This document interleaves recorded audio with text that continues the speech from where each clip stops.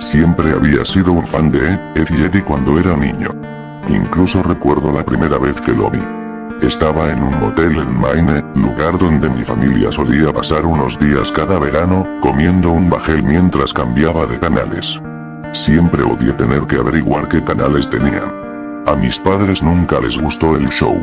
Lo llamaban estúpido, lo llamaban tonto, pero eso es lo que son los dibujos animados.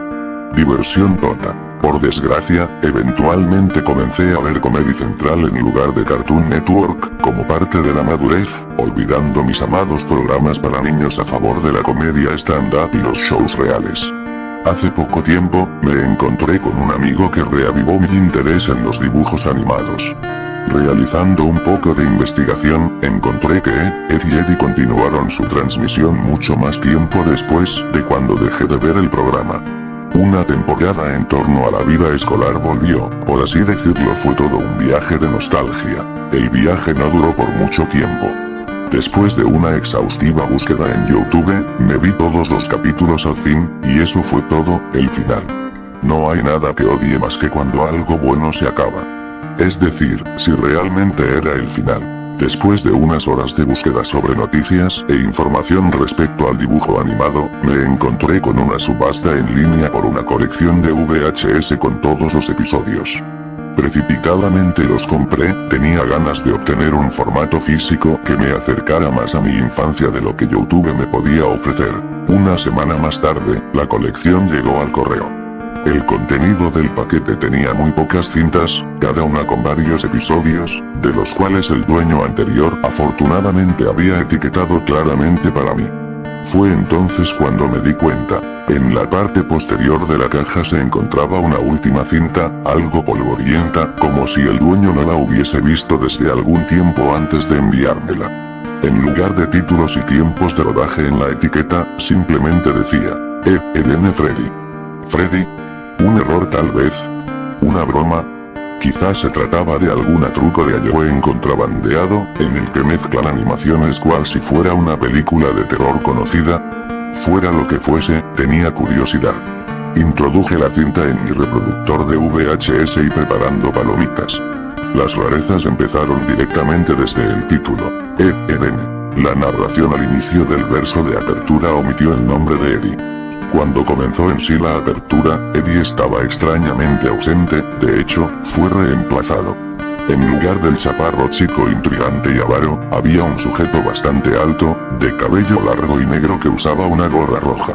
Sonreía a la cámara en el momento en que el silbido sonaba. La coreografía de Eddy D era muy diferente. Ed corría como un cachorro emocionado, mientras D iba tras él. El chico extraño se hallaba en la parte trasera, mirando y riendo en silencio de manera grotesca, el chillido se detuvo. Cuando la introducción terminó, hubo una pequeña pausa. La pantalla se mantuvo negra por un momento antes de que apareciera la tarjetilla del título. Un fondo azul claro con letras de color gris que decía, adiós. Eso sí que era raro, como si la apertura con un personaje desconocido no fuera suficiente, ahora una ominosa de la tarjeta del título, al igual que un episodio perdido de esas historias de mierda. De todos modos, estaba divagando. La tarjeta del título se desvaneció, revelando una escena de su calle por la noche, el sonido parecía faltar o estar en modo silencio. Aunque parecían altas horas de la noche, el extraño muchacho que había salido en el inicio del capítulo, estaba allí, caminando en silencio hasta una de las casas. Se movió de forma errática y lenta ante la puerta para después entrar. La escena cambió de pronto y sin previo aviso, no hubo un desvanecido cómico como en la mayoría de los episodios. Para esta nueva escena, D observaba con regocijo frenético a su laboratorio, todo se convirtió en garabatos rápidamente, ahora el chico extraño miraba encima del hombro de D. Maravilloso. Estupendo. Chilló D. Miró el vaso de precipitado con atención mientras el color cambió a morado, abrió enormemente los ojos de placer al momento en que se levantó. Lo hicimos, Freddy. Tenías razón, funcionó. Exclamó, volviéndose hacia el muchacho que simplemente se quedó allí, sonriendo. Por unos minutos, D hablaría en lenguaje técnico, alabando al muchacho por su visión e ideas. Del mismo modo repentino, como antes, la escena cambió de nuevo a la calle en la noche, lo que vi me hizo tirar mi bebida. Al salir de la casa estaba Freddy. Con sus manos arrastraba una bolsa negra detrás de él, sin emociones, en silencio.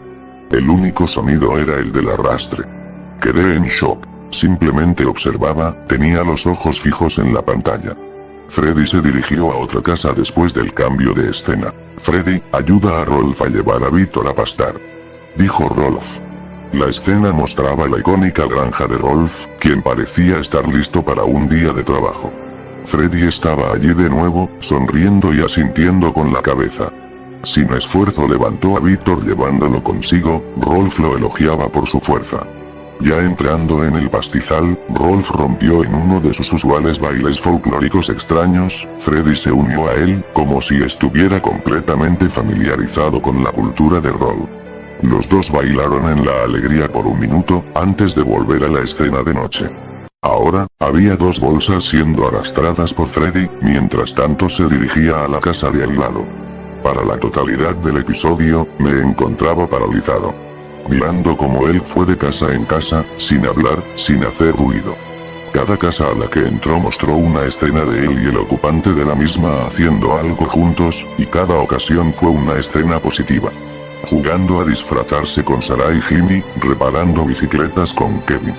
Honestamente, se me olvidó la escena desconcertante e imponente de la noche en que visitó a Ed, donde Freddy básicamente colgaba un juguete en un palo, mientras Ed golpeaba el objeto como si fuera un gato, pero por supuesto, mi risa cesó cuando Freddy dejó la casa con otra bolsa de basura.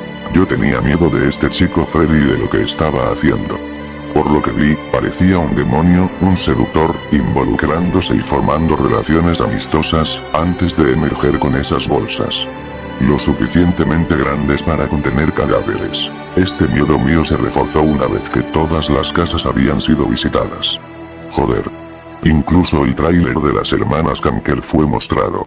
Freddy ahora tenía tantas bolsas que se veía obligado a utilizar una carretilla para llevarlos a todos. Una vez los tuvo a todos juntos, se dirigió a un lugar que nunca había aparecido en ningún episodio. Un cementerio. Freddy llevó los bultos a una colina, pasando todas las tumbas y dirigiéndose a alguna disponible. Cavó profundamente. Freddy miró en el agujero, mostrando la cámara ningún fondo a la vista. Había un fondo, por supuesto, ¿de qué manera escucharía el ruido sordo de las bolsas golpeando el suelo mientras él tiraba una a una? Una vez todas las bolsas terminaron en el fondo, un tenue objeto apareció detrás de Freddy. Percibí una voz poco audible, tuve que calibrar el volumen al máximo para poder escuchar. Hizo una pregunta simple. ¿Los tienes a todos? Freddy asintió. ¿Estás listo? Freddy volvió a asentir. La escena se desvaneció en negro total, lentamente y de manera silenciosa. Yo esperaba que eso significara el final, sin embargo, me equivoqué. El episodio tenía más. Cuando la escena reapareció, estaba en pantalla el vecindario, esta vez por la mañana. Para mi sorpresa, todos estaban vivos y sanos, pero parecían desorientados. Todos se preguntaban por qué estaban fuera de sus hogares y hablaban entre sí a la vez. El tema de conversación parecía ser que todos conciliaban la sensación de que algo faltaba, habían olvidado algo importante. Al ponderar esto, el sonido de un camión se escuchó. Momentos más tarde, un camión de mudanzas se detuvo delante de una de las casas, los adultos ingeniosamente escondidos por muebles llevaban todo dentro del domicilio, un segundo coche llegó detrás. Hola a todo el mundo. Una voz familiar llenó los altavoces. Saltando del asiento de pasajero era, para mi sorpresa, Eddie. Su aparición fue súbita, y desde el punto de vista sobre la misma, esta era la primera vez que conocía a todos. A pesar de su gran entrada, nadie parecía impresionado, de hecho, tenían miradas de desprecio en sus rostros. La cámara hizo una toma panorámica hacia el cielo. Un repentino destello de luz me confundió, pero después de presionar cuidadosamente algunas veces el vídeo, vi que era una palabra cruzándose sobre toda la pantalla, una palabra que lo explicaba todo. Reemplazo.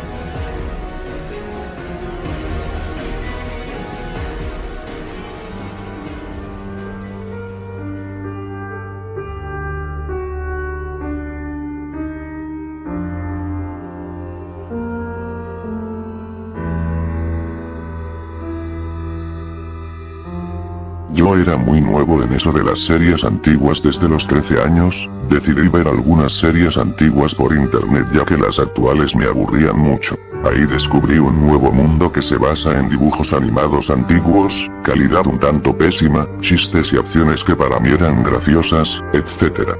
Después a los 18 años, cuando ya era un adulto libre, decidí vivir apartado de los demás, ya que los demás consideraban mis gustos muy raros e infantiles. Un día mirando si tenía alguna cosa o asunto pendiente por hacer, alguien tocó la puerta pero muy fuerte como si se tratase de alguna persona con mucha fuerza, sin pensarlo dos veces decidí ver quién era aquella persona que tocaba mi puerta de manera grosera.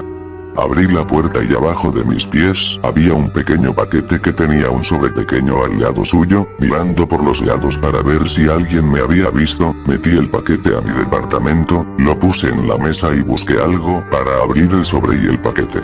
Primero abrí el sobre y esto fue lo que decía: hola, sé que estás leyendo esto porque recogiste mi paquete, pero no te preocupes en buscarme, yo ya no necesitaré eso. Así que será como un pequeño regalo para que te entretengas o por lo menos te haya dejado alguna experiencia pequeña. Después de leerla, me quedé dudando en si abrirlo o no, pero luego me dije a mí mismo: solo es un paquete, no pasará nada. Entonces con un poco de coraje, pero a la vez algo de duda, abrí el paquete y luego me di un pequeño suspiro con lo que encontré. Era un pequeño estuche de CD que no tenía nada de raro, su portada tenía en medio y con un fondo aqua la imagen de uno de los personajes de caricaturas antiguas que a los 13 años había visto, era Charlie Brown. Aliviado y pensando que solo era un disco normal como todos, fui por mi DVD, lo conecté, encendí la televisión y puse el disco en el DVD. Al principio salía lo mismo que casi siempre ponen en los vídeos de películas, episodios especiales o de varios capítulos de caricaturas. O sea, lo de escoger idioma y el menú donde te dan varias opciones para ver el contenido del DVD, pulse para comenzar a ver los episodios, ya que la serie donde aparece este personaje siempre tiene una gran variedad de episodios. Bueno, lo reproducí y así comenzó. Comienza con el título Sadness y Charlie Brown caminando sin algún rumbo definido. En esta escena no hay música, solo se escuchan los pasos de Charlie. Se pasa a otra escena y está presente el interior de un salón de clases, pero solo tenía un escritorio, una silla cerca del escritorio y un pizarrón que tenía escrito Sleeping My Little Boy. No entendí lo que significaba, pero pronto lo sabría.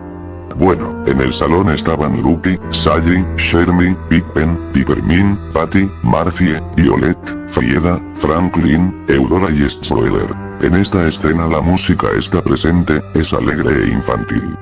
Todos a excepción de Charlie platicaban sobre lo genial que estuvieron las vacaciones y luego al llegar Charlie al salón, el grupo de chicos comenzó a platicar sin susurrar sobre Charlie Brown y luego citaron varias palabras como estúpido, inservible, tarado, inútil, idiota, entre otras cosas, hasta que usaron lenguaje y palabras muy fuerte para describir al chico que se sentía ignorado. Y entonces Charlie en una voz un tanto depresiva dijo: no sé si debería estar triste o pensativo, pero creo que deberías decirles que paren de insultarme.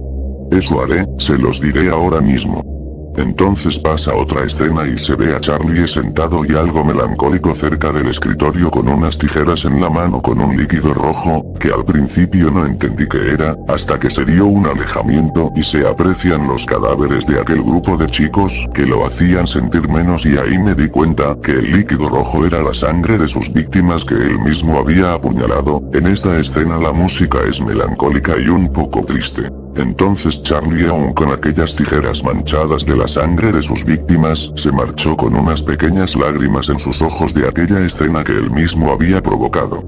El siguiente capítulo tenía el título de I'm Sorry y comenzaba con Charlie triste, aún con las tijeras en la mano llenas de sangre, entrando a la casa de Linus. En esta escena la música es un poco tétrica, pero luego pasa a una música triste. Charlie al llegar a la habitación de Linus vio que él estaba dormido en su cama y sin su manta. Linus roncaba y lloraba en voz baja. Entonces Charlie se acercó a su cama, levantó las tijeras y luego apuñaló en el corazón haciendo que Linus muriera rápidamente. Luego Charlie dejó las tijeras en la cama, fue a abrir el armario de Linus y ahí está su manta, sacó la manta, cerró el armario, le puso la manta al cadáver de Linus y con lágrimas en sus ojos le dio un pequeño beso en la frente y dijo de nuevo en voz depresiva y llorando: Buenas noches Linus, tú eres el único que me entiende, lo siento. Después, la escena cambia a Charlie fuera de la casa de Linus y con una cuerda en la mano. En esta escena solo está el sonido de un piano y los rayos. Llega a un lugar de color blanco, con un pequeño gancho y con una ventana que hacía ver que estaba lloviendo y tronando afuera. Entonces Charlie pone la cuerda en el gancho y luego se ahorcó. En ese momento pausé el video por un momento y pensé si debería seguir viendo o no, pero finalmente me ganó la intriga y la curiosidad de reproducir el video. El siguiente y último capítulo tenía de título I Don't Forget You. Mostraba un pequeño cementerio donde alguien caminaba, pero quien estaba caminando no era Charlie, sino un niño con una capucha de color blanca que no dejaba ver su cabeza. Tenía una corona y alas de ángel, y en sus brazos cargaba un pequeño ramo de flores y rosas de color blancas. El niño se detuvo en una lápida que se notaba mucho que decía Rip Charlie Brown. Entonces él puso el ramo en la lápida, y luego dijo, en voz pacífica y angelical, lo siguiente: No te preocupes Charlie, yo nunca te olvidaré, tú siempre serás alguien especial, no importa lo que digan los demás, ellos son unos ignorantes y tú y yo lo sabemos. Entonces cuando una ráfaga de viento sopló sobre el niño, de la nada desapareció. Y ahí acaba el capítulo y luego, siguieron los créditos pero cambiaron, ya que todos los personajes incluyendo Snoopy y Urstock eran diablos, mientras que Charlie y Linus eran ángeles. Y de la nada la televisión se apagó de golpe. Después de que el capítulo terminara, mi tele se apagó de golpe y se abrió el DVD con el disco. Yo en ese momento me sentía un poco confundido, así que decidí irme a mi cama a reflexionar un poco sobre mi experiencia con esos episodios. Después de unos ratos de armar cabos sueltos e idearme teorías e hipótesis, finalmente descubrí el significado de todo esto, y es el siguiente. Todos sabemos que en la serie la mayoría de veces los personajes, incluyendo a Snoopy, comienzan a molestar a Charlie cuando de alguna forma comete un error o hace un esfuerzo por hacer algo bien, diciéndole que no sirve para nada, que no hace las cosas bien, que es un estúpido, entre algunos otros insultos, y luego se empiezan a reír de él. Tal vez en algún momento Charlie se haya hartado de las burlas y con hablar con ellos significaba también deshacerse de ellos. ¿Por qué? Porque ellos eran los únicos que nunca comprendían cuánto sufriera, aunque a veces ocultaba su tristeza y evitaba llorar, pero esta vez, ya no pudo controlar sus tristeza y su ira e hizo lo que hizo. Tenía un cierto rencor sobre ellos a excepción de Linus, quien en mi opinión fue un chico, o más bien el único, que pudo haber entendido el sufrimiento de Charlie y los motivos por el cuales Charlie haría lo que hizo. La verdad, tal vez Charlie sabía que lo que hizo estuvo mal y tal vez por eso se suicidó. El niño disfrazado de ángel puede representar a Linus o a una persona que nunca ha aparecido en la serie, quienes sí comprenden el dolor de Charlie y sus razones para cometer estos asesinatos. La frase en el pizarrón que dice Sleeping My Little Boy puede representar el momento en el que Charlie mata a Linus y le pone su manta, y el niño llevando flores a la tumba de Charlie representaría algo así como el amor que tal vez Charlie nunca pudo tener. Aún ese pensamiento se me ha quedado en mi cabeza por mucho tiempo y no sé cuándo me dejará de atormentar la duda y el miedo de volver a ver esas imágenes en mis sueños. No sé si esa fue una broma de mal gusto o tal vez lo hizo por algún fin malvado hacia mí, pero la verdad no lo sé. A pesar de eso no me quedaré de brazos cruzados, encontraré a ese tipo que me mandó ese paquete y no me importa si deba morir en el intento, quiero que responda todas mis dudas y que me quite todo este miedo de encima. Mañana comenzaré mi búsqueda.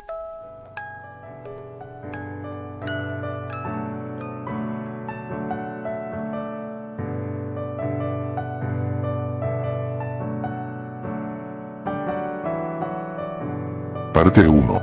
¿Alguna vez se preguntó por qué 31 minutos fue cancelado? Buena pregunta.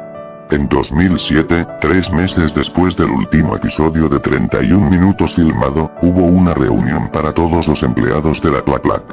El presidente de Aplaklack invitó a todos los empleados para ver el último episodio de 31 minutos. Cuando él encendió su computadora para ver el archivo de video, se vio el episodio titulado La muerte de Tulio Triviño. Él pensó que era una secuela de El funeral de Tulio, del episodio 14 de la tercera temporada, entonces cliqueó en el botón de play y fueron a hacer palomitas de maíz.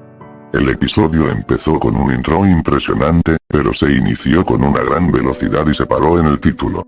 Empezó con el estudio, pero Tramoyas no estaba allí. Solo Juanín estaba en el cuarto. A continuación dijo, estamos al aire, pero nadie lo escuchó. Juanín repite estamos al aire 10 veces hasta que finalmente Tulio entró y le dijo a todo el mundo que lo perdonara por llegar tarde, pero Tulio lo dice con una voz demoníaca. Tulio se cubre la boca y Juanín le dice que empiece a leer los titulares de ese día. De repente, la imagen cortó brevemente a solo una pantalla roja al igual que el episodio en el que todo el elenco tuvo un día libre. Tulio comenzó a llorar. Bodoque se acercó a Tulio para consolarlo, metió las manos a distancia, y vio que estaba llorando lágrimas de sangre. Se desmayó Bodoque y Tulio corrió al cuarto de baño. Después, se escuchó un disparo en el interior del baño. Los amigos de Tulio irrumpieron en el baño para ver qué pasaba y Juanín dijo, vamos a los comerciales. Había una pantalla en negro durante 3 minutos y luego la imagen volvió a la normalidad. El resto del elenco estaba llorando sobre lo que le pasó a Tulio. El sonido estaba lleno de extraños gritos y lamentos. Juanín le dijo a Bodoque un pensamiento triste. Lo hace, pero estaba completamente en silencio. Después de 5 minutos, de nuevo aparece el estudio vacío. Esta vez, la habitación estaba llena de sangre, los ojos con sangre, los huesos, los cigarrillos y botellas de alcohol. Luego se los ve a Juanín, Bodoque, Policarpo, Hugo Mario y Patán, a quienes estaban de pie preocupados, mirando alrededor durante 5 a 10 minutos. Luego, aparece el micrófono perfectamente feliz. Pronto se asustó cuando vio el aspecto aterrador en los rostros de sus compañeros de reparto. Se pone la pantalla en negro por un segundo, y la imagen vuelve. Miko había desaparecido misteriosamente. No había rastros de sangre donde se encontraba. 2 minutos y 30 segundos más tarde, se corta a una imagen de Guaripolo, pero estaba horriblemente mutilado.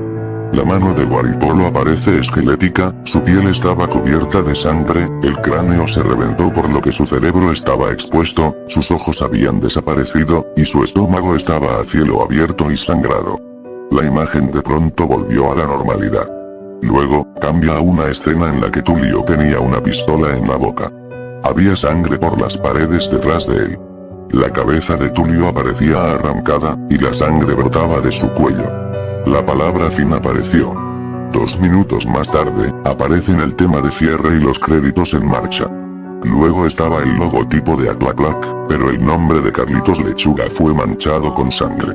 Por último, mostró la advertencia contra cualquier semejanza con personas vivas o muertas. Cuando el video terminó, de repente sonó el teléfono. Cuando el presidente atendió, oyó la voz de Tulio diciendo, no entre al estudio, o se viene conmigo al infierno. Después de colgar, el presidente de pronto descubrió que no estaba solo. Tulio estaba justo enfrente de él con un cuchillo en la mano. Tulio luego arrojó el cuchillo a la derecha del presidente. En ese momento, el presidente se despertó. Todo había sido un sueño horrible. Sin embargo, al día siguiente, les dijo a todos que salgan, como 31 minutos fue cancelada ahora. Él había estado murmurando algo sobre el último episodio con la muerte de Tulio, y que se había hecho con un cadáver real. Nada más sucedió después de eso.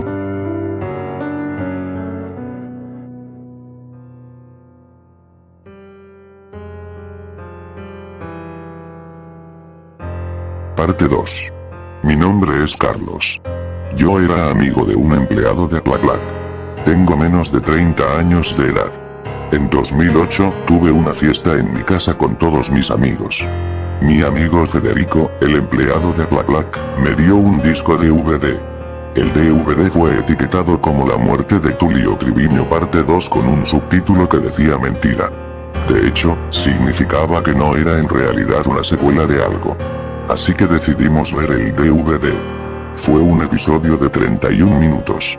Se inició con la introducción impresionante, pero se jugó a una velocidad más lenta. se inició en el estudio con Guachimingo y tío Horacio. Parece que están tirando los cuerpos de Juanín, Bodoque, Policarpo, Hugo Mario y Patana arriba del piso, dejando un gran charco de sangre. La cámara se centra solo en ellas durante 2 minutos. Después de eso, el anuncio de 2 salpicaduras de sangre en la puerta del baño. Abren la puerta, y todo lo que estaba allí les da miedo. Se corta a una pantalla en negro durante 2 minutos. A continuación, abre a un segmento de animación con un estilo artístico similar a la de Ren y Stimpy. Guaripolo estaba acostado en una cama roja, le pareció extraño escuchar a alguien tocar un blés. Guaripolo se levantó y abrió la puerta. El espectáculo de pronto volvió a la primera parte. Aquí se vio el cadáver de Tulio tirado en el piso del baño con el estómago abierto y las tripas colgando. Estaba tendido en un charco de sangre, y no tenía ojos. El tío Horacio y Guachimingo se desmayaron. Se redució el segmento de animación. Después de que Guaripolo abrió la puerta, se encuentra Tulio con los ojos rojos y las lágrimas de sangre. Tulio sacó un arma y le disparó a Guaripolo y gritó, no me mates. A Guaripolo parecía un actor de voz diferente. Luego Tulio sacó un cuchillo y lo lanzó a la derecha en un Guaripolo. Se corta de nuevo al segmento de acción en vivo, esta vez en un cementerio. Guachimingo, tío Horacio, el señor Guantecillo, Balón Bombola, y el pelado tío ponen todas las flores sobre la tumba de Tulio. Tulio de repente se abre, de nuevo reducido a la parte de animación. Guaripolo no tiene piernas y brazos, Tulio se ríe locamente, como en un episodio de Ren y Stimpy. Empezó a llorar en silencio, los otros personajes están todos muertos. Sus cráneos se rompen y se puede ver el cerebro en el interior. Sus entrañas salieron y parecía que se mascaba. La sangre está saliendo de las bocas de todos, y sus piernas fueron arrancados fuera poco. 3 minutos más tarde, en la tumba de Tulio dice, Tulio está aquí. Entonces, el verdadero fin aparece en la pantalla. Al terminar el video, que empezó a salir de la habitación, la puerta se abrió de repente por sí mismo. En el otro lado se veía a Tulio con una mirada asesina en su rostro. Nos gritó y salió corriendo de la casa. Hemos decidido poner la casa a la venta, llamamos a un taxi, y vino aquí. Tulio nos había gritado a nosotros, fuera de mi propiedad. No me importa el estudio, y si alguna vez me mató, tiene que ser de una bala. Luego hubo un disparo y despertó a los vecinos. Es posible que se pregunten qué fue de mí después. Buena pregunta. Me fui de esa casa, y no he sido molestado por ninguna marioneta asesina desde entonces.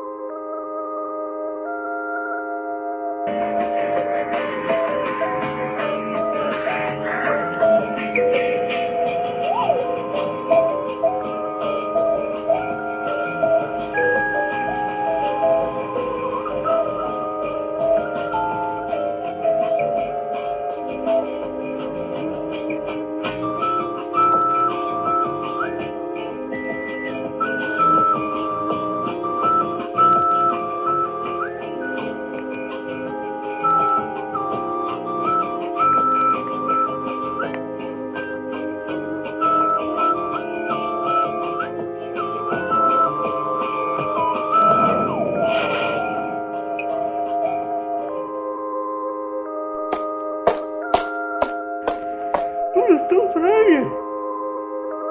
¿Eh? ¿Dónde está Brian? ¿Dónde está Brian? ¿Dónde está Brian? ¿Dónde está Brian? ¿Dónde está Brian? ¿Dónde está Brian? ¿Dónde está Brian? ¿Dónde está Brian? ¿Dónde está Brian? ¿Dónde está Brian? Perdón por ir por el tarde. Es que...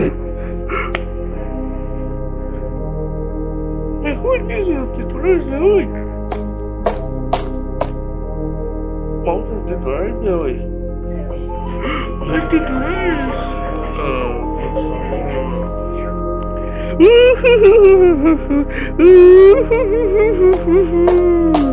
Tranquilízate, Tulio. Estoy aquí. Ay, mamá, ¿qué me está sucediendo? ¿Por qué estoy llorando? Déjame ver. Vamos a ver. ¡Oh, Dios!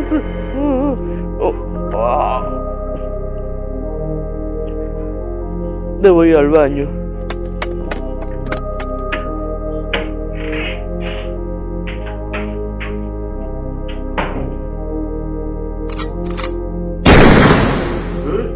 ¿Pero qué es eso? ¡Vámonos! ¡Vámonos! ¡Estoy conmigo!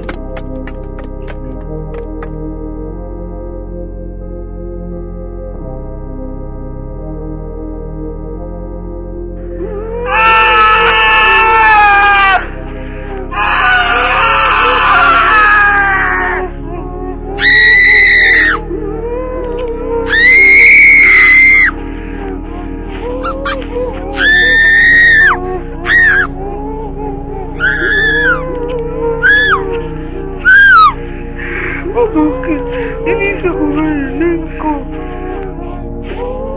Tengo que jugar a la gira. Está bien.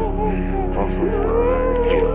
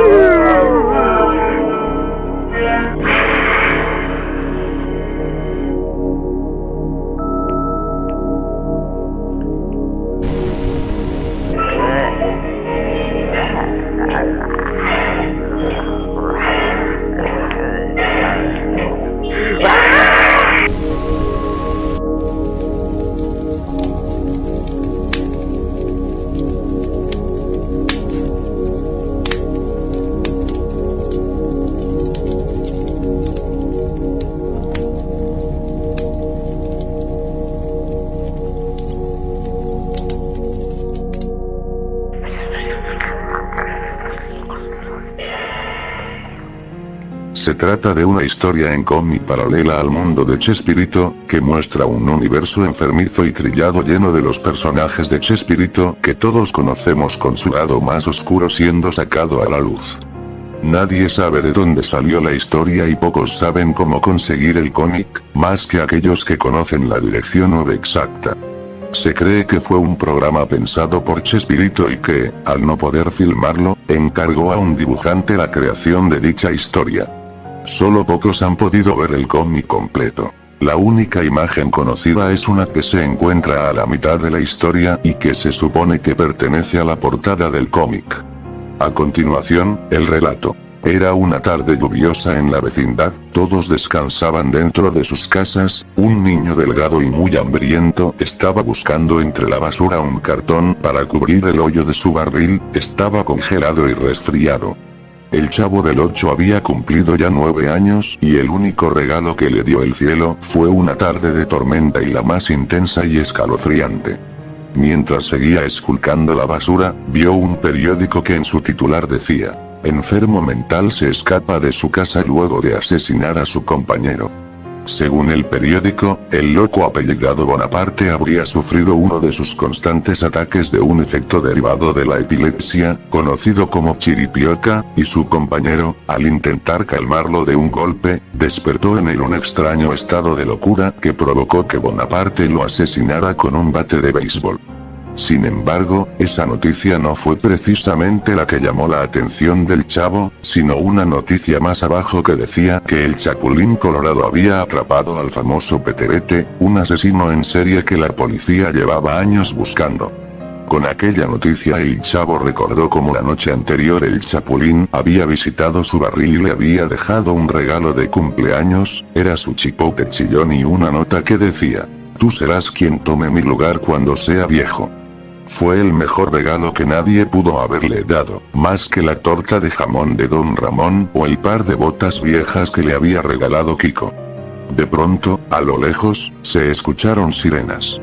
La policía perseguía a dos ladrones recién escapados, uno de ellos abofeteaba constantemente al otro mientras este, a su vez, trataba de esquivar el tráfico que se cernía por las lluviosas calles de México en su auto. Así pues, cuando la policía comenzó a disparar, el condenado a pena de muerte conocido como el Botija sacó su pistola y empezó a disparar a la policía. Una bala proveniente del arma del agente Chambón hiere de muerte al conductor del vehículo conocido como el Chompiras, lo que provoca que ambos reos se desvíen de la calle y pasen arrasando con todo lo que había en la acera, incluido un pobre niño que buscaba en la basura.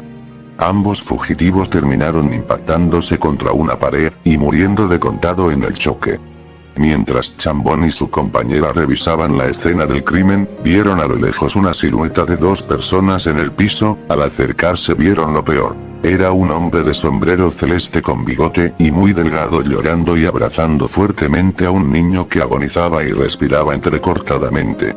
Sin perder más tiempo, Chambón y Don Ramón llevaron al pequeño chavo a una clínica que se encontraba lo más cerca posible. El doctor Eugenio Chespirito Chapatín atendió de forma urgente al malherido niño. Sin lograr éxito, la noticia fue un balde de agua fría para los habitantes de la vecindad.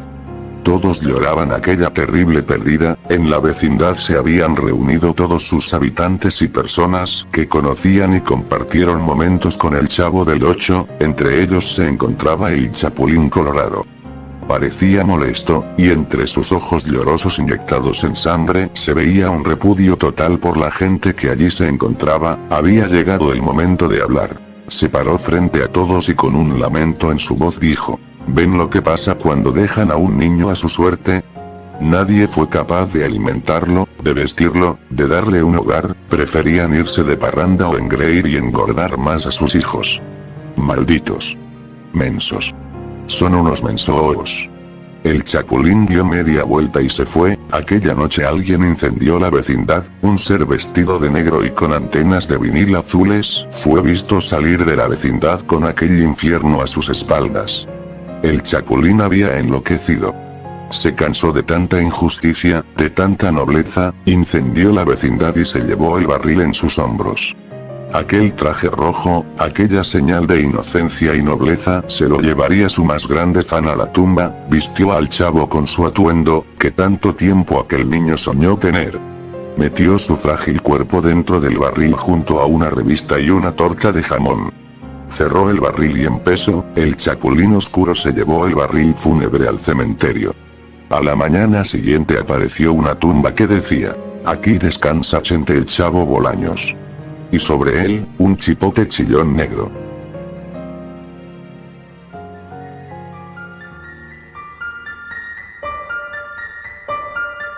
Volvamos al año 2000, ¿de acuerdo? ¿Recuerdas a Tomás y el ferrocarril mágico? Esa película causó mucho revuelo y resulta que soy un gran admirador de ella. Recientemente despertó mi curiosidad que había una edición del director inédita de la película, y tan pronto como me enteré, comencé a buscarla.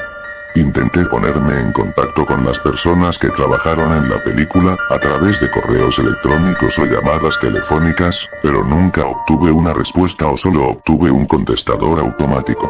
Mi último recurso fue contactar a Britt Allcroft, la persona que dirigió la película. A través de Skype, la estaba entrevistando y le hice preguntas generales como ¿de dónde sacaste la idea para esta película? ¿Y qué te pareció la película terminada? ¿Y qué no? Así que cuando finalmente le pregunté sobre el supuesto edición del director, se quedó en silencio. Pude ver su rostro palidecer. Ella procedió a decirme: no lo busques. Deja que el recuerdo muera. Colgó la llamada en ese momento y yo me senté en mi escritorio, confundido. Fui a la cama. Al día siguiente, intenté enviarle un correo electrónico a la señora Allcroft sobre la edición del director, en un intento de averiguar más. Me las arreglé para obtener una respuesta exactamente 45 minutos después. El correo electrónico decía: solo dame tu dirección y te la enviaré. Si estás seguro de que quieres verla, supongo que no puedo detenerte. Cuidado, las cosas que verás permanecerá para siempre en su mente por el resto de su vida. No estaba seguro de si realmente quería ver la edición del director en este punto, pero bueno, la curiosidad mórbida se apoderó de mí. Así que envié otro correo electrónico con mi dirección y un gracias. Una semana antes, recibí un paquete de la propia Brit. Era la cinta edición del director VHS, curiosamente tenía exactamente el mismo diseño que la cinta VHS regular de Thomas y el ferrocarril mágico.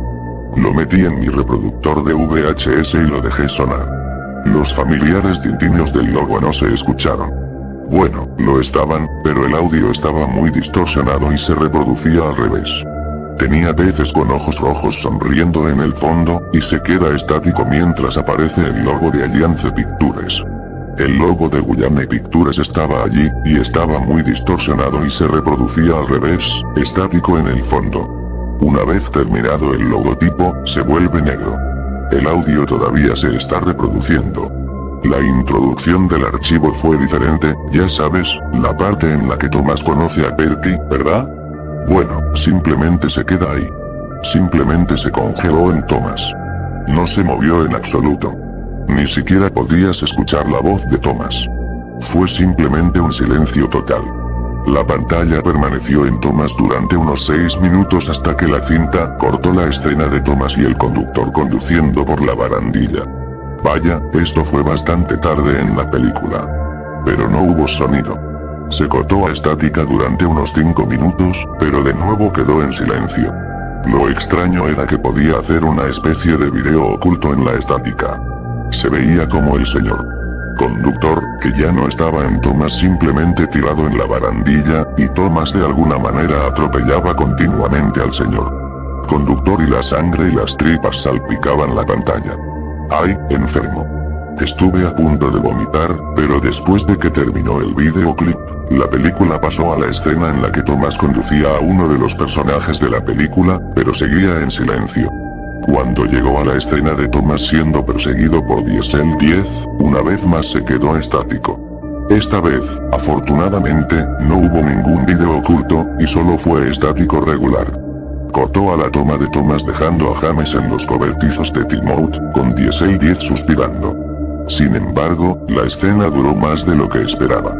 Diesel 10 se aleja, luego se detiene, suspira por última vez y procede a salirse de la pista en un pozo de fusión. Esto me afectó mucho emocionalmente, ya que Diesel 10 es uno de mis personajes favoritos, especialmente porque es el principal antagonista. Cortó a Thomas todavía siendo perseguido por Diesel 10, pensé que se suicidó. Dije, pero ¿a quién le importa? Lo inquietante es que la escena continúa. Diesel 10 realmente mata a Thomas, arrojándolo fuera de la pista a través de Pinchy. La cabeza incorpórea de Thomas rueda hacia otro conjunto de pistas, y es aplastada con un crujido hiperrealista por las ruedas de Diesel 10. No pude soportarlo. Grité. ¡Oh diablos no! Saqué la cinta y la rompí con un martillo. Nunca voy a comprar ninguna de las cintas piratas como esta. Tuve pesadillas con la cinta durante casi 2 semanas. Un día, conseguí la cinta original de Thomas y el ferrocarril mágico. Y mientras me sentaba en el sofá durante 25 segundos, hubo un susurro detrás de mí. Decía, ¿te gustaría volver a verlo? Me di la vuelta y era un muñeco de Thomas, con los ojos rojos, sonriendo. Entonces tiré la estupidez por la ventana cuando dije, déjame solo. No tengo tiempo para jugar. Si alguna vez ves una copia en VHS pirateada de Thomas y el ferrocarril mágico, mantente alejado de ella o ¿por qué no la destruyes?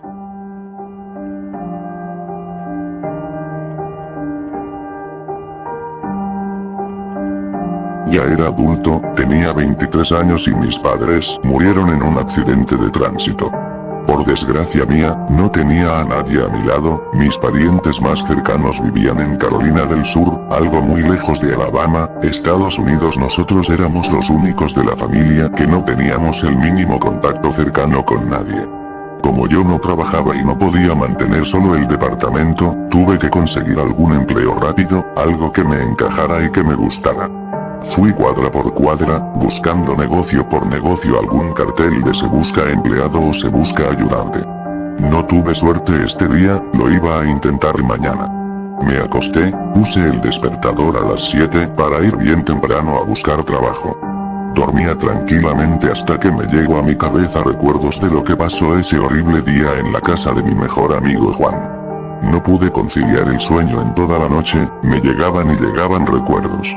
Llegó el día. Me vestí rápidamente para salir a buscar empleo, busqué en todo mi barrio y no encontraba nada, otra vez no era mi día, hasta que vi un cartel en una tienda de películas, videojuegos y series. No me demoré en absoluto en conseguir empleo. El dueño me aceptó sin preguntarme nada ni pedirme currículum. Empecé mi trabajo como vendedor. Mi única tarea era arrendar lo que había en la tienda. La tienda atendía las 24 horas y yo trabajaba en horario nocturno, de 8 p.m. a 0 am. Mi primer día era como estar en el cielo. Sabía que desde ahora ya iba a empezar a ganar dinero, iba a poder pagar el arriendo del departamento. No me costó adaptarme a las órdenes de mi jefe, la tienda era muy grande y con una variedad de películas y series, sobre todo dibujos animados para los niños. Mi segundo día de trabajo era normal como el anterior, era una noche calmada y fría. Pude contemplar la densa neblina que rodeaba la tienda, y el guardia de seguridad que protegía la puerta principal andaba algo intranquilo. Se pudo apreciar un ambiente súper tenso, las dos únicas personas que quedaban en la tienda se fueron, quedamos nosotros, yo y el guardia. Como ya eran más de la 1:24 de la madrugada, el guardia me dijo que ya era hora de cerrar. Estaba preparando mis cosas para irme, pero me dijo que me quedara aquí porque se veía peligroso afuera por la densa neblina. Mientras veíamos en una tele pequeña las aventuras de Fabricio, las luces comenzaron a parpadear. Pegué un susto de la silla. El guardia me dijo que me calmara, ya que era común que pasara esto en la tienda. Le pregunté si había alguna clase de espectro o algo paranormal, el guardia terminó riéndose y seguíamos viendo la serie. Se mostraron los créditos de la serie, apagamos y el guardia me dijo que fuéramos a la bodega a buscar algunas de las series guardadas en unas cajas. Lo acompañé, como la bodega quedaba aparte del local, salimos afuera por el callejón, donde había demasiada neblina y era imposible ver. Entramos a la bodega y vimos una pila de cajas amontonadas, buscábamos alguna serie o película interesante. Una de las ventanas de la bodega se abrió violentamente y entró un viento que hizo que una de las pilas de cajas se cayera encima de mí. El guardia no podía contener su macabra risa mientras me rescataba de la pila de cajas. Yo recogía los cassettes de video para ponerlos en su lugar, hasta que vi una cinta con un nombre que me dejó frío unos momentos. La cinta tenía el título de Looney Tunes. The Daffy Duck Murderer Looney Tunes. El Pato Lucas asesino. Llegó a mi mente una visión de lo que pasó hace 8 años. El guardia preguntó si estaba bien, salí de la visión y le dije que sí. Volví a leer el título de la cinta. Al momento pensé que se trataba de una broma para llamar la atención al espectador, ya que estos eran mis dibujos favoritos de la infancia. Le avisé al guardia que viniera a ver esto. Vio el título y emitió una risa entre dientes, pero a mí no me dio absolutamente nada de risa. Me dijo que volviéramos al local y le echáramos un vistazo. Sentí que mi subconsciente me hablaba de que viera esta cinta, pero yo me negaba por dentro. El guardia insistió que le echáramos un vistazo. Volvimos a la tienda para revisar el contenido de esta cinta. Mis manos estaban temblando y algo sudadas. Inserté el video en el reproductor VHS. Nos sentamos con algo de comer para ver la cinta y encené el televisor en el modo video. De inmediato la cinta empezó a reproducirse. Apareció la intro con un tipo de efecto apagado en pantalla. Es que me enfadé, al momento la intro no era la misma que los demás episodios de Looney Tunes. Aquí la música alegre y clásica de estos dibujos estaba ausente, no sonaba en ningún momento. El título Looney Tunes Present se acercaba demasiado lento hacia el espectador. Después de 30 segundos el título se detiene. Seguían apareciendo otras cosas misteriosas en la intro. 2 manos dibujadas con sangre de mal presupuesto salían desde el fondo del círculo de colores. No pude reconocer las manos del personaje que se ocultaba allí, pero al final, este habla diciendo: esto es lo que nunca olvidarán amigos, jajajajajajajaja. Quienquiera que fuera el dibujo que se ocultaba allí, emitió una risa súper grave y malévola. Luego de este efecto, aparece el título de Dead Acidug Murderer, con una letra cursiva y en rojo oscuro. Pareciera que los editores no tuvieron tiempo de hacer algo mejor en este episodio. El guardia se sentía incómodo con lo que veía, yo estaba asustado y solo quería irme de ahí, pero la neblina poco a poco empezaba a colocarse más y cada vez más densa. De pronto algo se escuchó atrás. No tuve las agallas de ir a ver qué era, el guardia se paró a ver y no había nada. Seguíamos viendo el episodio, el intro termina, pasó al cuadro de escena del episodio, un círculo negro empezó a agrandarse como de esos típicos finales de los dibujos animados, que aparece un dibujo mientras el círculo se cierra, pero este era al revés. Se abría en vez de cerrar y lo hacía muy lentamente, comenzó como un episodio normal de los Looney Tunes, pero no sabíamos que de poco a poco este episodio se transformaría en una pesadilla. Bugs Bunny aparece caminando un buen rato, no más de 2 minutos y pareciera que el cuadro de escena era el mismo y se repetía una y otra vez.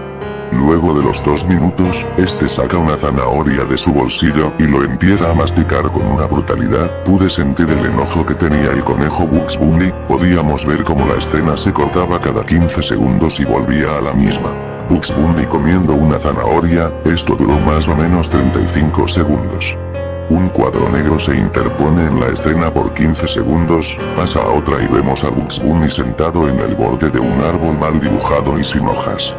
En verdad, la escena donde estaba el conejo era demasiado pobre. No habían nubes ni vegetales, el dibujo simplemente no tenía vida. Bugs Bunny entre susurros dice: ¿en verdad quieres ver esto, viejo? ¿No puedes sentir el dolor que tengo? Una frase fría y escalofriante para ser Bugs Bunny. Comía su zanahoria con demasiada tristeza. De pronto, la cámara hace un zoom al conejo y este enseguida se pone triste y empieza a llorar descontroladamente, corría sangre de su nariz. Bugs Bunny mira hacia la cámara como si tuviera un odio hacia el espectador, diciendo entre dientes: él me ha hecho daño. No lo provoques, ni lo busques. Bugs Bunny se levanta y lanza su zanahoria medio masticada a la cámara, la escena se corta y empieza a distorsionarse. Enseguida pausé la cinta y le dije al guardia que no podía seguir viendo eso. El guardia estaba un poco asustado y aún así se hacía el valiente. Me dijo que me quedara, que no pasaba nada. Le puse play a la cinta. Ahora en escena se ve Pepe Le Pew y su novia Gata, discutiendo sobre algo. El interior de la escena se vuelve violenta, ellos se agarran a golpes de una forma real. Quedé algo confundido, porque esto no era normal de un episodio de los Looney Tunes. Vimos como manchas de sangre saltaban a la cámara, no pude contener más el miedo. La cámara hace un acercamiento hacia Gata. Estaba muy herida, su cara estaba ensangrentada con los golpes que había recibido por Pepe Le Pew.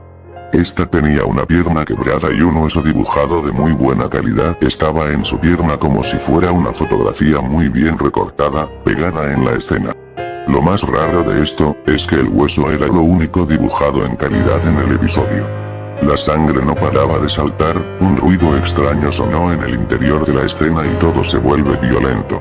Aparece en la escena Daffy Duck, diciendo: ¿otra vez con sus peleas de ñoños? ¿Esto es lo que quieren que los niños vean? Jajajajajajajajajaja.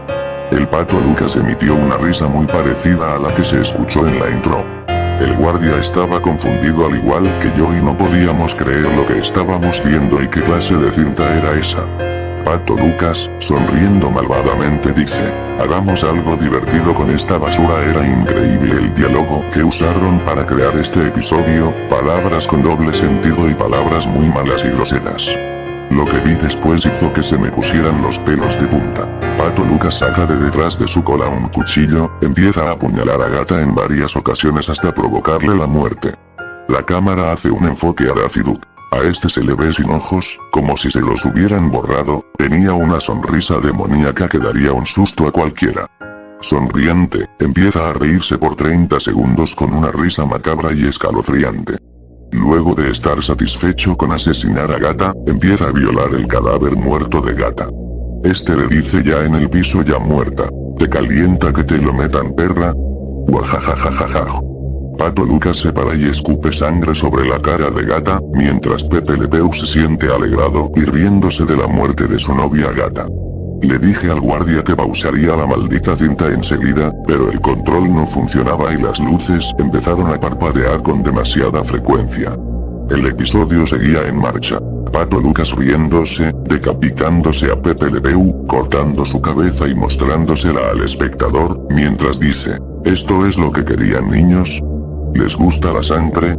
Pronto sus cabezas serán mías. Guajajajajajaj. La escena cambia repentinamente y con una música parecida a la de Suicide Mouse, Pato Lucas come las vísceras de Gata con sus grandes dientes afilados. Su pelaje estaba erizado. Un sonido empezaba a sonar mientras este comía las vísceras, como si alguien estuviera masticando algo cuando se producía la escena. Pato Lucas después de comer, hace un giro con su cabeza y mira hacia la cámara con una cara endemoniada y con los dientes cubiertos de sangre, de a poco empieza a caminar de patas y a acercarse al espectador, como si este fuera su próxima víctima. La escena inmediatamente se corta. Una pantalla negra Screen HD aparece con un fondo negro por 30 segundos, mientras una voz de una niña gritando decía, ayúdame. Ayúdame por favor. Ayúdame, no dejes que corte mi cabeza. Después de eso, aparecieron los créditos ordinarios. El guardia estaba pálido, se paró de la silla y rápidamente cogió un bate, quebró la tele y el reproductor. Asustados, corrimos fuera de la tienda, pero la puerta principal no se abría y la de atrás tampoco. Desesperado cogió su arma y se dio un tiro en la cabeza. Me salpicó sangre en la cara. Estaba asustado y grité como loco, no sabía qué hacer. Rompí la ventana y logré escapar hacia mi hogar. A la mañana siguiente me enteré de una noticia trágica. El dueño y el guardia del local Video World habían muerto esa noche. Sentí que algo no andaba bien. Que yo recuerde, nuestro jefe se encontraba en casa y no estuvo con nosotros. La esposa de este lo encontró muerto en la cama, decapitado y sus vísceras no estaban, sospecho que alguien se los robó. Pero cuando vio un mensaje escrito con su sangre en la pared, esta se desmayó. El mensaje decía, desde ahora seré la pesadilla de todo el pueblo, Pato Lucas. No gané nada de dinero, así que me tuve que mudar del departamento. Esto sucedió hace aproximadamente 3 meses. Actualmente vivo con mi mejor amiga Jessica. Hoy en día, aún tengo pesadillas con el suceso que pasó en la tienda.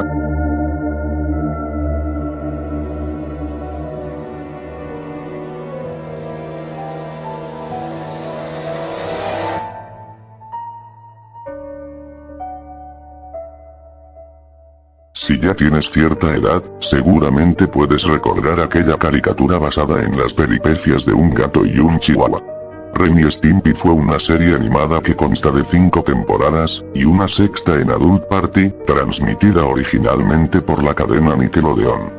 Un show famoso por su alto contenido escatológico, grotesco y vulgar, a menudo transmitiendo temáticas con una clara intencionalidad chocosa, satirizando situaciones relacionadas con la cultura estadounidense de su época.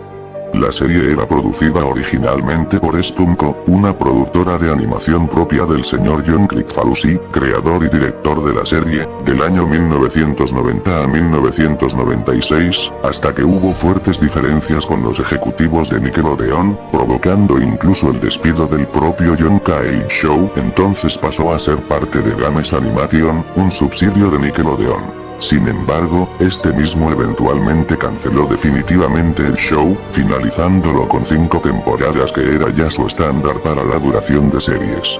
La finalización de la serie supuestamente fue directamente causada por un episodio a medio hacer, del cual solo se habían realizado 8 minutos en storyboard, un episodio bastante amargo y espeluznante, titulado Life Sucks, la vida apesta. Fue entonces que los productores y ejecutivos de la cadena televisiva ordenaron su despido, argumentando que esta vez el hombre había llegado demasiado lejos. Se rumora que tras el despido de John K., este tuvo conflictos con Billy West, quien interpretaba la voz de Stimpy, también realiza la voz del protagonista de Futurama, así que John K. trató de completar el episodio a toda costa, contratando a un actor de nombre Eric Bauza para que realizara la voz del gato. El episodio comienza con Stimpy cuidando a sus plantitas en un jardín, admirando la hermosa naturaleza, saludando a insectitos y sonriéndole a las flores, hasta que entonces aparece Ren, un perro chihuahueño, quien es terriblemente amargo y violento, se aproxima a Stimpy, preguntándole por qué demonios está tan feliz, a lo que el gato responde que la madre naturaleza es maravillosa, y es hermoso que las plantitas y los animalitos existan para que sean admirados y cuidados por nosotros.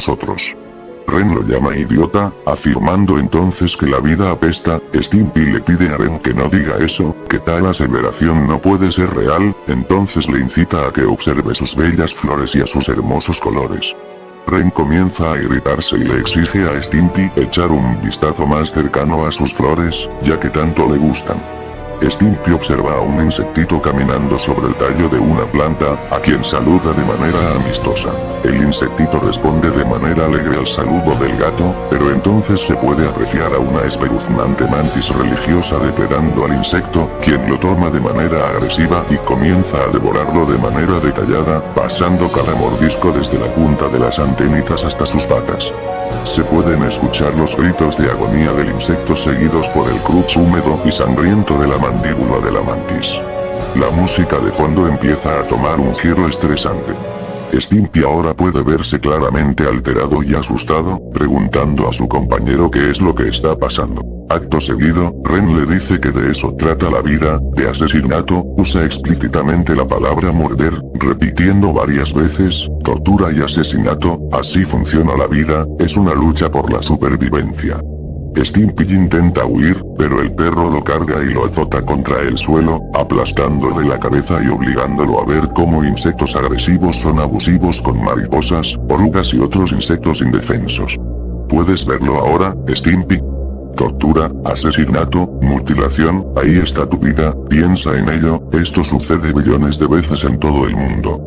Solo estás viendo una pequeña parte de lo que es. Ren utiliza una calculadora para explicarle que los hallazgos científicos concluyen en que el 99,999% de todas las formas de vida serán devoradas vivas, devorará a alguien más con vida o, en su defecto, morirá de una enfermedad terrible. Stimpy comienza a gritar, suficiente.